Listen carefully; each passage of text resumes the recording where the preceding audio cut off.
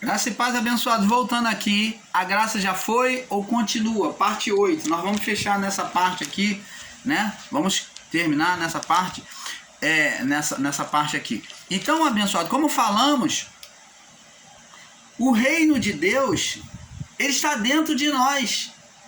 Ele está dentro de nós. E como falamos lá na última fala, esse corpo que é semeado na morte, ele será transformado, tanto do ímpio quanto do justo.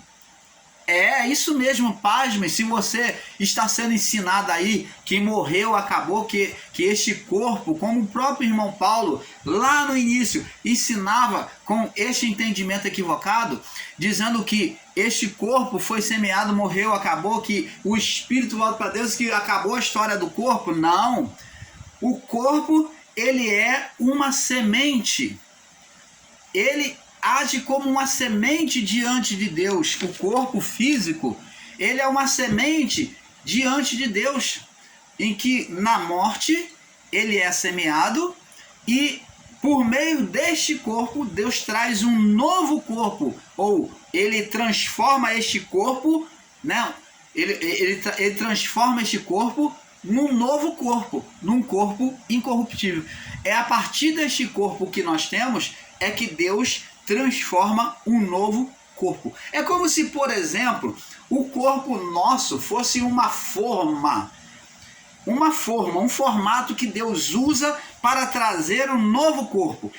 Aqui para esta vida, quando morremos, ele já não presta mais, ele putrifica, né? Ele está cheio de corrupção, ele vai cheio de corrupção, ele apodrece, ele adoece, mas que Deus usa essa semente, esta forma, para trazer um novo corpo. Ele obedece à lei da natureza da semeadura. Por isso é que o homem, na lei da natureza, na morte do homem, havia o sepultamento. É claro que o homem evoluiu e arrumou a cremação, né? A cremação que é associado, a cremação é mais associada ao inferno, né? Ao inferno, ao juízo. Mas a sepultura, a cremação é mais associada ao juízo espiritual. Mas o juízo físico, que é a morte, a sepultura, é uma forma de semear o corpo humano para poder reviver na outra vida, né? Então, isso acontecerá comigo, com você, com o ímpio, com o justo. Todos vão receber um corpo e comparecer diante de Deus. É por meio deste corpo aonde a alma estará, ela vai estar. A alma, ela precisa de um corpo, porque você ensinar que morreu, acabou, e eu pergunto a você, para onde vai a alma? Porque o homem é formado de corpo, alma e espírito, ou melhor, espírito, corpo e alma. O corpo morreu, e a alma, a vida daquele corpo, para onde vai? O espírito, que espírito e alma são praticamente juntos, são os dois em um. Para onde vai a alma? Como é que Deus vai fazer juízo à alma de alguém? É justamente aí. Esse revestimento deste novo corpo é para sofrer um juízo que vai ser pesado na balança. Os que fizeram bem vai para o bem, e os que fizeram o mal para o mal. Vai para ser sentenciado. Então, esse juízo, queira os nossos irmãos aí em graça ou não, aceite ou não, e o que está escrito vai haver, é o que acontece após morte. Se você duvida, se você não acredita, se você debocha, você na sua morte, você vai poder presenciar e ver este fato acontecer. Você está entendendo, meu irmão? Então, agora temos que entender, olha, vem comigo aqui em Mateus capítulo 11. Mateus capítulo 11, agora voltando a falar sobre o reino de Deus, né? Voltando a falar sobre o reino de Deus. Mateus 11. No verso 12, diz assim, ó: tem que haver esforço para se ter uma salvação, para conquistar o reino de Deus.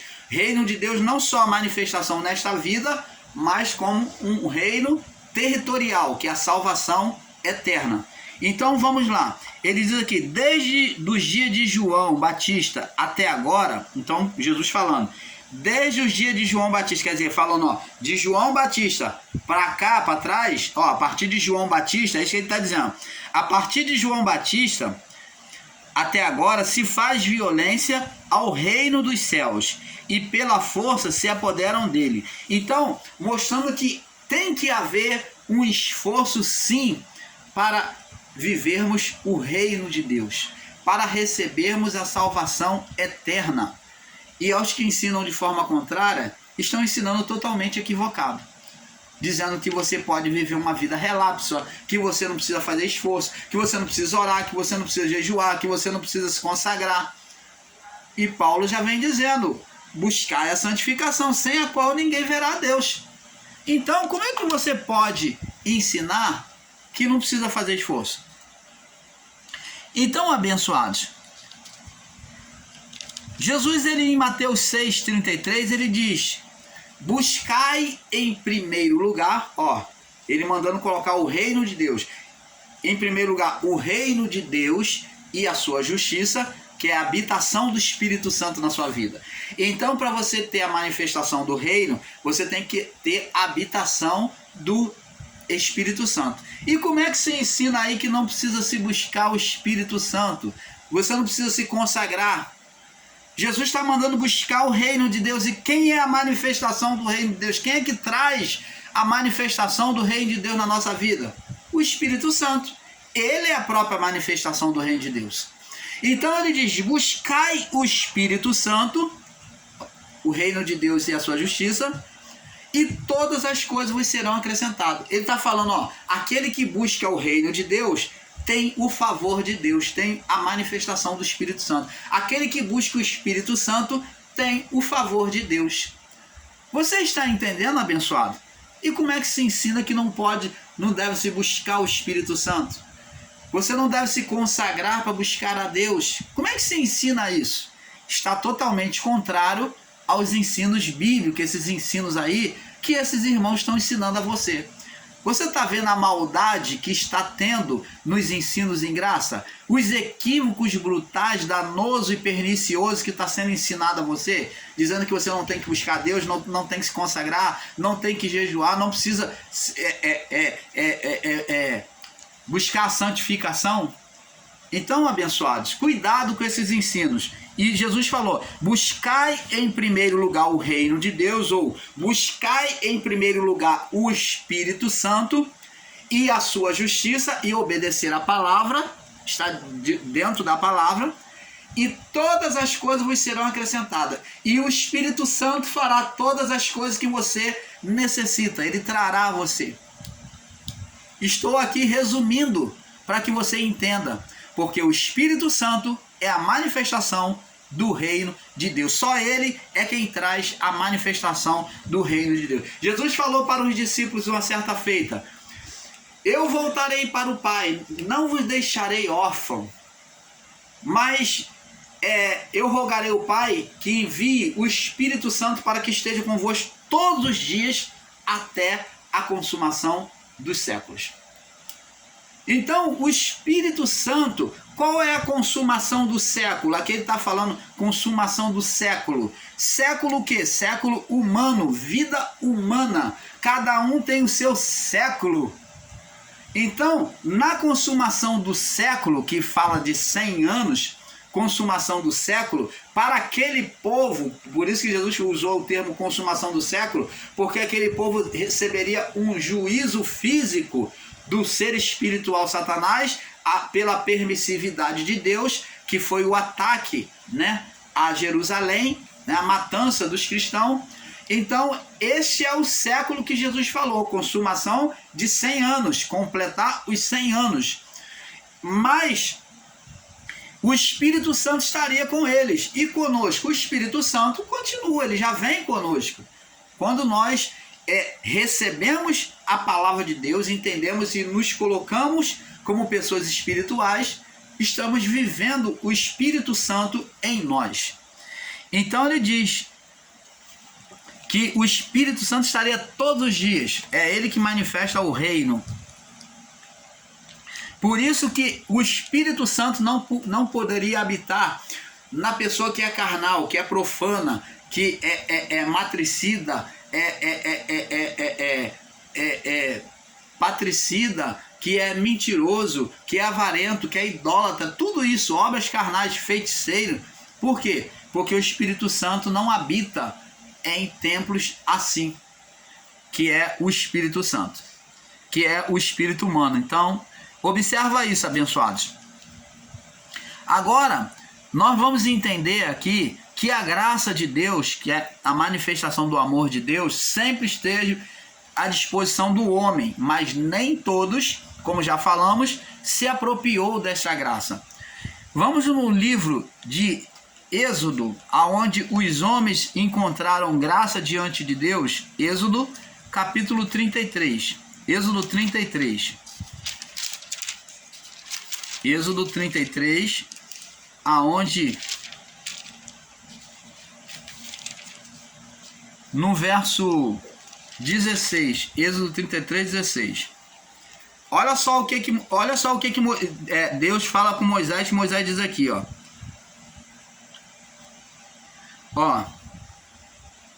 Vamos ler do verso Êxodo 33, do verso 12, para ter um perfeito entendimento. Vamos entender. Olha só, que maravilha, ó. O título é Moisés roga a Deus a sua presença. Vamos ler agora o verso 12 agora, né? E Moisés disse ao Senhor: eis que tu me dizes, faze subir este povo, porém não me fazes saber quem hás de enviar comigo. E tu disseste, conheço-te pelo teu nome. Ó, Deus falando, ó, te conheço pelo teu nome. Não nome humano, mas nome espiritual, tá? E também achaste graça, achaste graça, que é o amor imerecido, ou favor imerecido. Deus, né, por amor a Moisés, teve amor para com Moisés, e então estava usando Moisés por propósito. E também achaste graça aos meus olhos, né? Agora, pois, se tenho achado graça aos teus olhos, rogo-te que me faça saber o teu caminho, e conhecer-te-ei para que se ache graça aos teus olhos, e considera que esta nação é teu povo. Então, ele pediu a Deus, né? Que se tem achado graça ao caminho, faça-me saber o teu caminho. Moisés queria saber o caminho de Deus. Verso 14. Disse-lhe, pois, irá a minha presença contigo. Moisés queria uma prova de que ele achou graça diante de Deus e que o povo também estava recebendo graça diante de Deus por ele. E diz aqui, ó, Deus disse para ele no verso 14: disse, pois, irá a minha presença contigo para te fazer descansar. Então, para que você fique tranquilo, a minha presença estará sempre com vocês. Então Deus colocava por meio de uma nuvem, trazendo sombra para o povo na caminhada escaldante do deserto, trazendo uma sombra, uma coluna de nuvem, fazendo uma espessa sombra sobre o povo de Israel, para não serem aplacados diretamente pelo sol. E à noite era uma coluna de fogo, né, que trazia iluminação para o povo de Israel, para estar seguro em meio à escuridão do deserto. E disse, no verso 15, então disse, né, Êxodo 33, 15, então lhe disse, se a tua presença não fores conosco, não nos faça subir daqui. Moisés falou, se o Senhor não mostrar a tua presença conosco, não nos tire daqui deste lugar.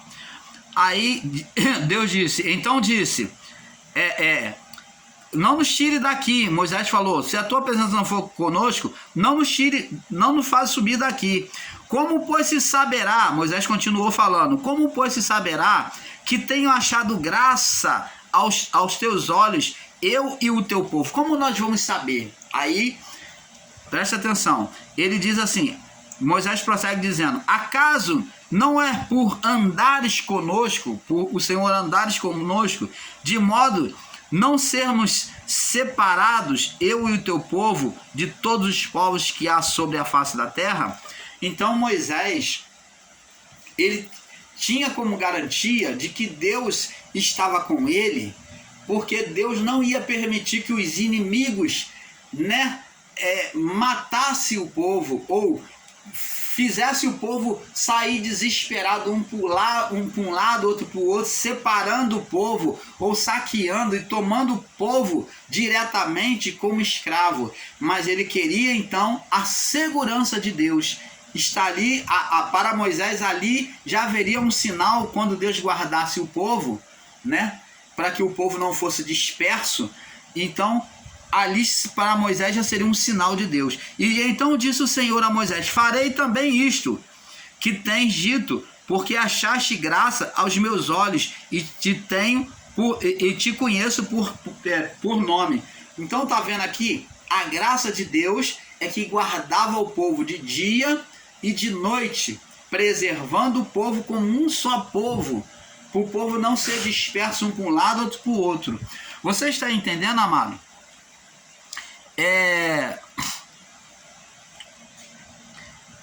Agora vamos no livro de Tiago, Gênesis capítulo 6, Gênesis 6.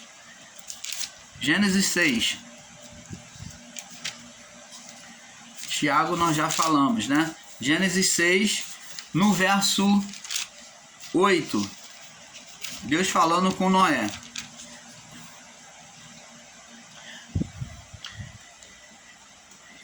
E diz aqui: então arrependeu-se o Senhor de ter feito o homem sobre a terra, e pesou-lhe em seu coração. E disse o Senhor: destruirei o homem que criei sobre a face da terra, desde o homem até o animal, até todo réptil, até toda ave do céu, porque me arrependo de os haver feito. Noé, porém, achou graça aos olhos do Senhor. Então, esse arrependimento aqui é tristeza do pecado que Deus sentiu pelo o estado do homem se tornar escravo do pecado, dominado pelo ser Satanás. Já no período adâmico, onde Satanás já buscava estender, já era bem propagado o reino dele, né, por meio da descendência dos descendentes de Noé, né? Então, ali, os descendentes de Caim, né, os descendentes de Caim, então ali Deus sentiu uma grande tristeza ao ver a malignidade do homem. Então ele falou que ia extinguir tudo, ia acabar com tudo, animal, homem, porque ele considerou tudo imundo, tanto animal como homem, ele iria acabar com tudo. Então ele mandou Noé colocar parte dos animais, parte para preservação, e a família de Noé, né, os que ouviram e aceitaram entrar na arca. Então a partir dali Deus iria acabar com tudo. E diz aqui no verso 8: Noé, porém, achou graça aos olhos do Senhor.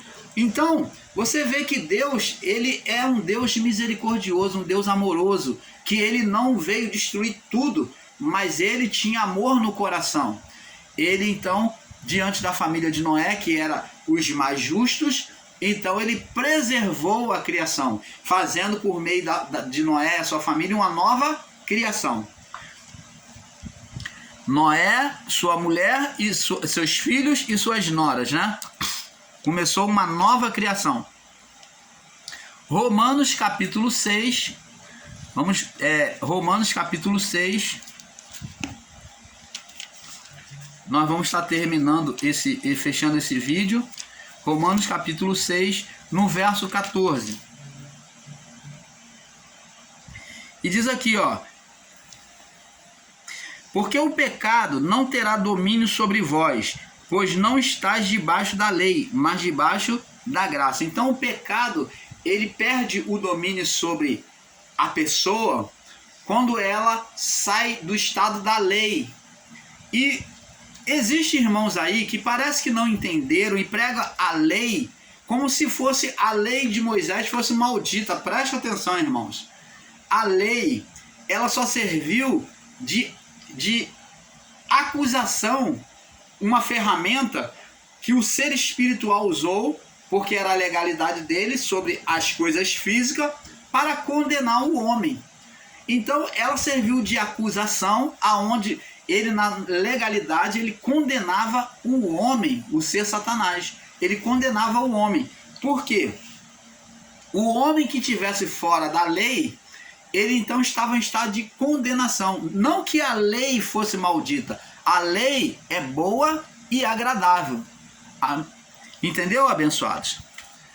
Então temos que observar isso. E para nós fecharmos esse entendimento, vamos em Romanos capítulo 5. Vamos fechar aqui em Romanos 5, no verso 17. Nós já lemos, vamos ler de novo. Romanos 5, 17.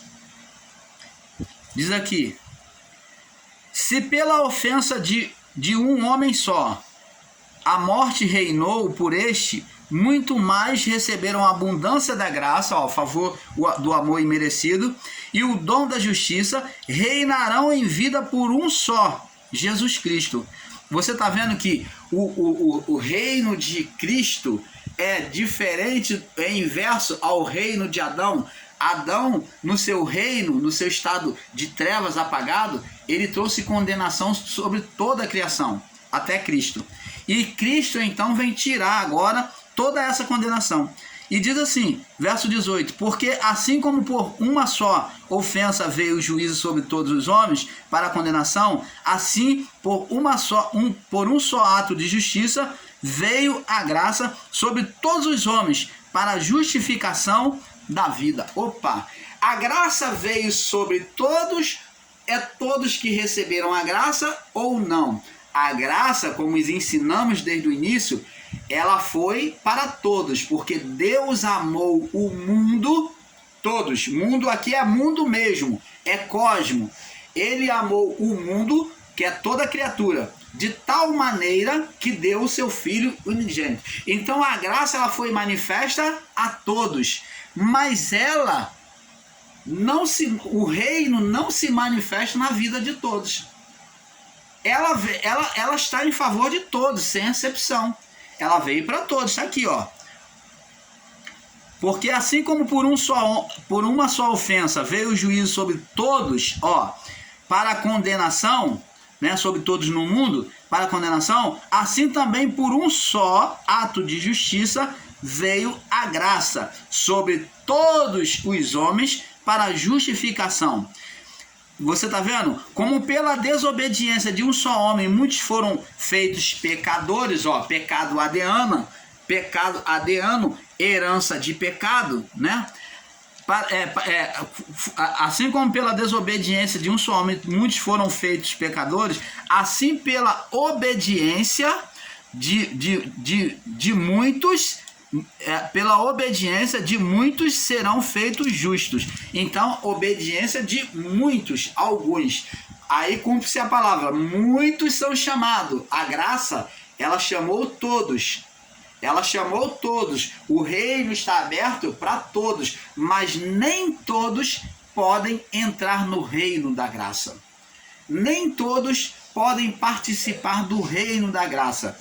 Muitos são chamados, que é todos, esse muitos está falando da seleção lá das bodas lá, traz bons e traz maus, tudo que vocês encontraram no caminho, falou para os servos, o dono da boda, das bodas, né, da parábola das bodas, falou a todos, já que os judeus rejeitaram, os convidados rejeitaram, então traz todos que vocês encontraram no caminho, convida eles e força eles a entrar no reino, força eles, obriga eles a entrar no reino, a entrar nas bodas, a vir para participar das bodas. E então ali foram chamados para a boda, entrou tanto bons quanto maus. Está falando do convite a todos, aos gentios e judeus, todos, os bons e os maus.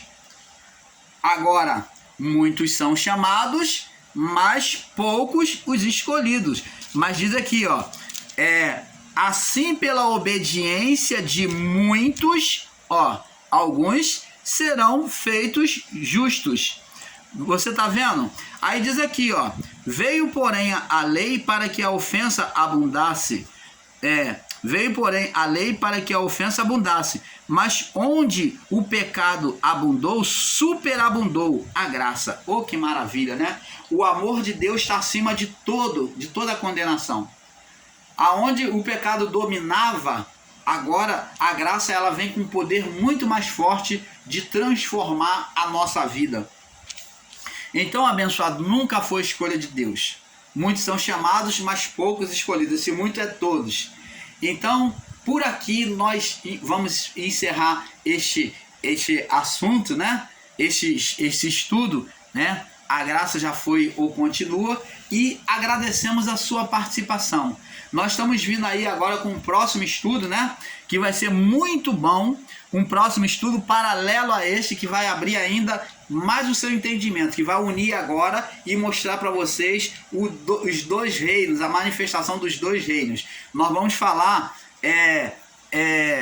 sobre a passagem para o outro lado. No próximo vídeo abaixo, nós já vamos falar sobre o próximo vídeo, a passagem para o outro lado. Então vamos entendendo, vamos juntando tudo isto e vamos falar sobre a passagem para o outro lado. Vamos estar explicando num outro território, um outro acontecimento histórico na Bíblia, para que você tenha o entendimento, para que vamos comparar figuras, né, históricas, para que você entenda o espiritual. Então, o irmão Paulo agradece a participação de cada um de vocês, né, e deixa aqui o meu abraço, o meu carinho a cada um de vocês, dizendo para você que é um pouco aqui, um pouco ali. Paz seja dado a todos. Paz.